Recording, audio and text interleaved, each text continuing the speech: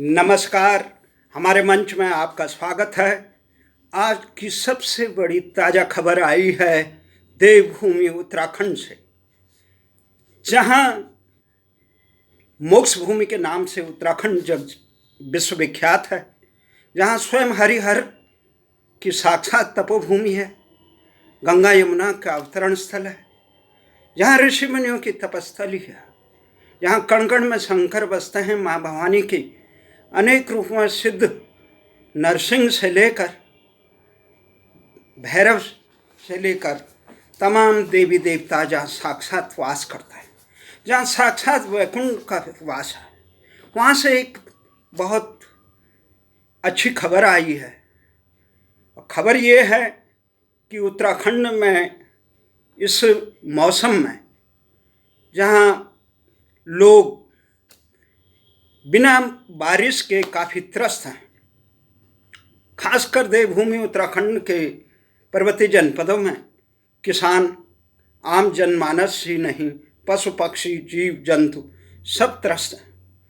और वहाँ लोग फरियाद करते हैं, सरकार से फरियाद नहीं करते हैं, वहाँ किसी कोर्ट कचहरी से फरियाद नहीं करते हैं। जिस प्रकार देश का किसान सरकार से फरियाद कर रहा है, वहाँ उत्तराखंड के लोगों में जब भी विपदा आती है, चाहे मुजफ्फरनगर कांड का हो, चाहे उससे पहले कोई भी कांड हो, वहाँ देवी देवताओं में लोग याचना करते हैं, फरियाद लगाते हैं।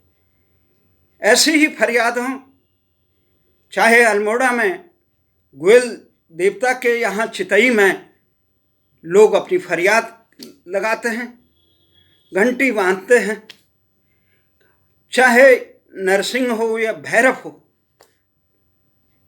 सबको स्मरण मात्र से ही अपने दुख का तारण और अपनी सहायता के लिए पुकारता है।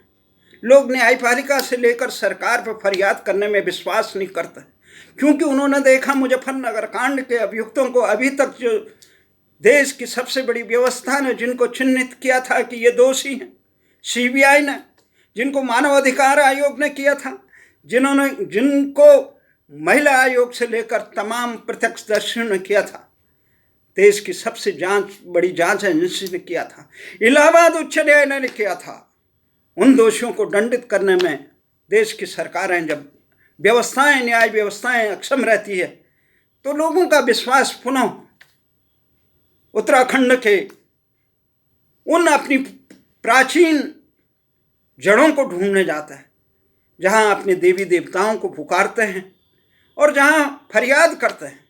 तो यही फरियाद मैं आज आपके पास एक संदेश के रूप में यहाँ सुनाना चाहता हूँ। आज सुबह तड़के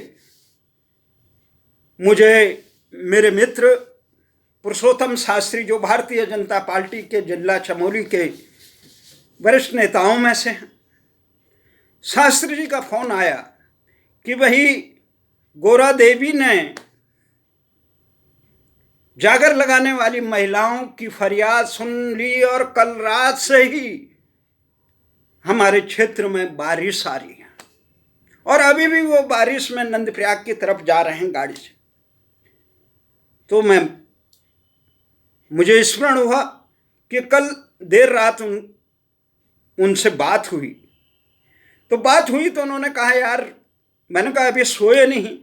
तो उन्होंने कहा सोते कैसे, यहाँ पे कुछ महिलाएं 2-4 दिन से निरंतर गीत लगा रही है, जागर लगा रही है, फरियाद कर रही है गौरा देवी को बारिश के लिए, क्योंकि बहुत इस मौसम में बारिश नहीं हुई, खेत खलिहान सूखे से हैं,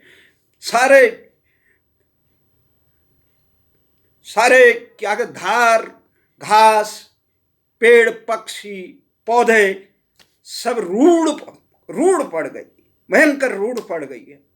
तो लोग कई दिनों से, महिलाएं रात को नित्य कर्म है आके गौरा देवी के जागर लगाते हैं और उन्हें विश्वास है कि बारिश आएगी। और जब उन्होंने कहा, पुरुषोत्तम शास्त्री जी भले ही कर्मकांड के और ज्योतिष के प्रकांड विद्वान हैं, वो देश उत्तराखंड के जनरल टीपीएस रावत से लेकर कई उनके नारद तिवारी जी के यहाँ भी उन्होंने कर्मकांड किए और कई जगह पूजा पाठ में वो पारंगत हैं, परंतु उन्हें विश्वास था। वो कह रहे थे कि जब मानसून आ ही नहीं रहा है तो बारिश कहाँ से आएगी। तो जब सुबह उन्होंने कहा भाई कह कि ये महिलाएं इसमें जीत गई है, तो मैंने भारतीय संस्कृति की उद्गम स्थली उत्तराखंड में उत्तराखंड की सांस्कृतिक विरासत की ध्वजवाहक, वहाँ की जमीनी हकीकत और जन आस्था में गहरी रुचि रखने वाली और इन धार्मिक आस्था की पहचान जिन्हें सरोकारों से जुड़ी, रामेश्वरी रावत जी से पूछा कि इस प्रकार की बारिश निकाल लें, तो उन्होंने कल ही कह दिया था बारिश जरूर आएगी। उन्होंने कहा पहले भी इस प्रकार हमारे गांव में जब बारिश नहीं आती थी तो लोग अपने यहाँ भूमियाल देवता करते, जब भूमियाल देवता प्रसन्न फलदायक नहीं होते थे तो शिवालय में जाते थे और वहाँ शिवजी से याचना करते थे, तो एक सप्ताह में बारिश हो जाती थी। उन्होंने स्मरण कराया कि किस प्रकार से उस समय बहुत से पूरे पुण्य जो कहते हैं सदा सदा हरा रहता है, उसकी जड़ें सूख गई थी। खेती में चारों तरफ हाहाकार मचा था, जंगल जानवर सब त्रस्त थे। तो ऐसे समय में लोगों ने जब गौरा देवी का आह्वान किया तो उस समय में बारिश आई।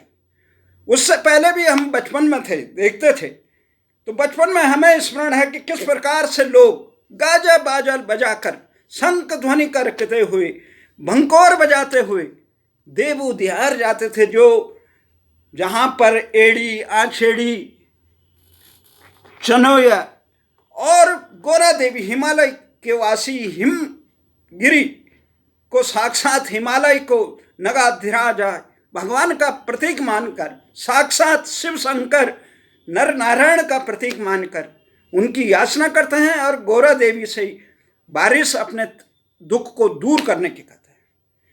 तो जो बता रहा था देवोड्यार के नज़दीक जाते थे लोग, तो जो रामचाणा के नज़दीक है, ये पूरा क्षेत्र हमारा बद्र केदार का जो क्षेत्र है, पहले बद्र केदार विधानसभा क्षेत्र नहीं, बद्र केदार क्षेत्र में आता है पावन देव भूमि, जो मोक्ष भूमि के नाम से है। तो उस मोक्ष भूमि का एक प्रतीक था। जिस दिन भी बद्र केदार बद्रीनाथ के कपाट खुलते थे, हमारे यहाँ बारिश आती थी। बधानगढ़ी के अंतिम छोर पे पड़ते हैं हमारा 10 परगना बधान के अंतिम छोर में, ये ऊपर जो हमारा पर्वत श्रृंखला है, यहाँ देवदार से लेकर बहुत वो है, वो रामचाणा है।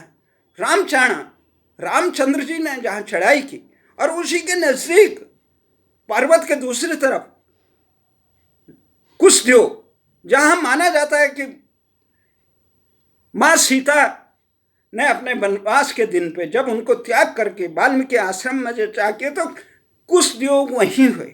तो वहाँ पे आज भी कुश देवता की पूजा की जाती है और मंदिर है भव्य। तो वहाँ ये देवोड्यार में पूजा करते थे। तो मैं बता रहा था किस प्रकार उन्होंने बताया, रामेश्वरी रावत ने आज मुझे बताया कि जो उत्तराखंड की जन सरोकारों से जुड़ी हुई है और वहाँ के धार्मिक आस्था सामाजिक सरोकारों के बारे में गहन उनका चिंतन है। तो उन्होंने बताया कि उनकी माता गणेश देवी से वो माँ गौरा का कैसे आह्वान करते थे बारिश के लिए, वो गीत सुनते थे। वो जो गीत उन्होंने गाया, गौरा का जागर, जब रूढ़ पड़ जाती है, बहुत बारिश नहीं होती है, लोग त्रस्त गर्मी से त्रस्त, उसे रूढ़ कहते हैं। वर्षा के लिए माँ गौरा की आराधना करते हैं। उसमें कहते हैं रैणी सैणी तोलियों माँ रूरू भूबू हुएगे, रैणी सैणी तोलियों माँ रूरू भूबू हुएगे, मेरी देवी गोरा तू दया घोरों ऐजा, मेरी देवी गोरा तू दया घोरों ऐजा, निरंकार होगे भयंकार होगे, निरंकार होगे भयंकार होगे, मेरी देवी गोरा तू दया घोरों ऐजा, बोणों की पंछी घोलो वास छोड़ी, बोणों को पंछी भी घोलो बास छोड़ी, मेरी देवी गोरा तू दया घर ऐजा, मेरी देवी गोरा तू दया घोरों ऐजा, निरंकार होगे भयंकार होगे, चाचा की मृगुली चाचा की मृगुली, चाचो वास छोड़ी, मेरी देवी गोरा तू दया घोरों ऐजा, मेरी देवी गोरा तू दया घोरों ऐजा, निरंकार होगे भयंकार होगे, बण क्यों पंछी भी घोलो बास छोड़ी, चाचो की मृगुलो चाचो वास छोड़ी, मेरी देवी गोरा तू दया घोरों ऐजा। ये एक अर्थ स्वर में एक करुण पुकार करते हैं, सच्चे हृदय से भगवान भी सुनते हैं। आज ये विश्वास है, और उसी विश्वास हम जिसे कहते हैं भवानी शंकरो वंदे श्रद्धा विश्वास रूप में, श्रद्धा और विश्वास में भगवान बसता है। मोको कहाँ ढूंढे रे बंदे, जिसके दिल में परमात्मा के प्रति एक निष्ठा हो, विश्वास हो, वो फलदायक, विश्वासम फलदायकम। तो साक्षात हमारे गांव में, हमारे क्षेत्र में आज बारिश हुई। मैं उन तमाम महिलाओं को भी नमन करता हूं जिन्होंने माँ गौरा का आह्वान किया, और उस दिव्य परंपरा को भी नमन करता हूं। आज भी मुझे विश्वास है, आज भी मुझे पता है, हमारे जो नौजवान सीमा पर देश की सुरक्षा के लिए जाते हैं, या हमारे कोई भी देश विदेश में रोजगार के लिए जाते हैं, तो उनकी माएँ किसी से फरियाद, उनके सुख दुख की फरियाद किसी और से नहीं करती। उनके सुख दुख की फरियाद अपनी कुलइष्टा माँ भगवती से करती है, अपने भैरव देवता से करती है, अपने नरसिंह देवता से करती है, अपने गोयल देवता से करती है। अपने कामनाओं के लिए किसी के दर पे नहीं करती है, अब तो अपने इष्ट देव को नमन करती है, उससे याचना करती है सुख दुख के साथ ही। तो आज भी हम ये उत्तराखंड के जो लोग हैं, उनका विश्वास परमात्मा के प्रति है, और उस विश्वास परमात्मा का रह रहा कि जिसका श्राप, कि जो उत्तराखंड आंदोलन में जाग जाग नरसिंह भैरव, नरेंद्र सिंह नेगी ने जो गीत गाया था, जाग जाग नरसिंह भैरव, उसमें कि जब उत्तराखंड आंदोलन में उत्तराखंडियों को एक जायज मांग को किस प्रकार से मुलायम सिंह ने रौंदा था, उस समय जब ये गीत गाया था, हे नरसिंह भैरव बजरंग, तो उस समय क्या हुआ, उस मुलायम सिंह को रसातल में पहुंचा दिया।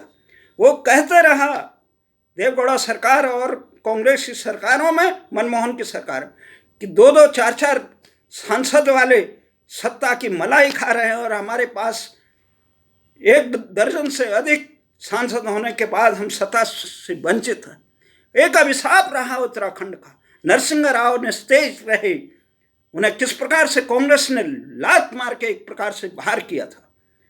तो उत्तराखंड की अस्मिता को रोनने वाले जो भी होंगे, किस प्रकार से उत्तराखंड की जनभावनाओं को रोनने का जो दंड नाणदत्त विकासपुर, तथाकथित विकासपुर नाणदत्त तिवारी को मिला और वहाँ के अन्य नेताओं को मिला जो राजधानी गैरसैंण नहीं बनाते, जो उत्तराखंड की जनभावनाओं को रोनते हैं अपने सदामत में, वो एक को भी उत्तराखंड के देवी देवता नहीं बख्शेंगे। इसलिए हमारा ये संदेश है कि सत्यनिष्ठ होकर जनहित में काम करिए। उत्तराखंड देवभूमि है, इससे खिलवाड़ न करिए, जन आस्थाओं को साकार करिए। वहाँ से भ्रष्ट, निकम्बे, भ्रष्टाचार वाले तमाम लोगों का, जो हमारे यहाँ एक कहावत है, जो खाएगा पंचअंश उसका होगा निर्वंश। तो ये तमाम देख रहे हैं जिस प्रकार के प्रधान विकास के कार्यों को भी विकास के संसाधनों में बंदरमांट करते हैं, वो निर्वंश हो जाते हैं, उनका पतन होता है और वो परमात्मा द्वारा दंडित होता है। इसलिए सबको हम नमन करते हैं उस देवभूमि को, और आपके के लिए समर्पित है देवभूमि की ये शक्ति भरी संदेश। जय उत्तराखंड।